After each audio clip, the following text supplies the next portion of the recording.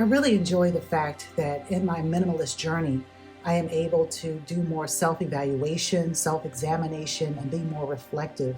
I think that your environment lends itself to really becoming more centered and actualize your feelings and understand that everything has a cause and effect. And what we do can cause someone else to do something else that they may not have otherwise, simply because of our actions and our behaviors. I am a media ministry consultant. I have shared that a number of times. One of the things that I believe is so important and essential to any media ministry is that we enjoy what we do. And if our environment is a place of praise and worship through our gifts of technology, through our gifts of wanting to connect people with another church, another human being, but ultimately point them towards God, towards Christ, that is a successful form of doing the Lord's work. And this last year, what I learned about myself is I need to take a step back. I also need to pray more and help others by encouraging them to identify the problems and then actively work to resolve them. That a lot of times it is bred out of something very simple that can be fixed.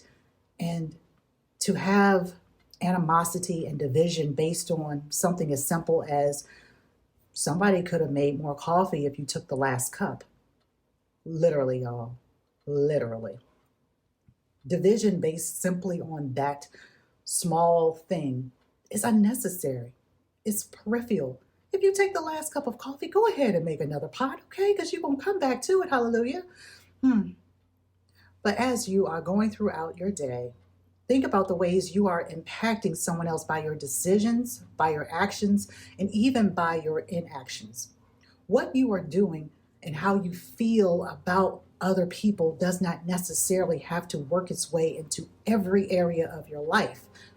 That's another place to be very careful, that when we are in ministry, that we make sure that the ministry is within us and that we are actively seeking how to bring a community together.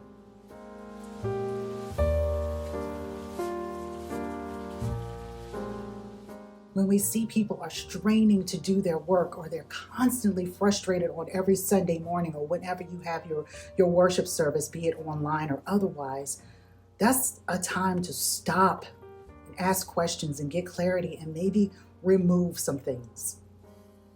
Removing doesn't mean that you don't love the person. It just means that they were not best suited for that particular position or that particular role. One of the other things I have advised a church on recently, actually it was a business, is that one person was really leading their organization down a path that only that person would be able to maintain. And when that person left, everything crumbled around it. And they had to regroup and reorganize, something that wasn't necessary to do so had that person been a community unifying leader. And even after that information was understood, it still was very hard to break that emotional tie. And that still caused a lot of problems. So as you evaluate whether you are a business leader, a business owner, maybe you are a pastor or a minister, but you are a leader in some capacity in some way, maybe even in your family, that you identify the problems first through self-examination. What do you have issues with? And then secondly, figure out how is your attitude impacting the ecosystem that you are creating. Wanted to share that little bit of wisdom. I pray that you all are having a fantastic day, and I look forward to seeing you next week.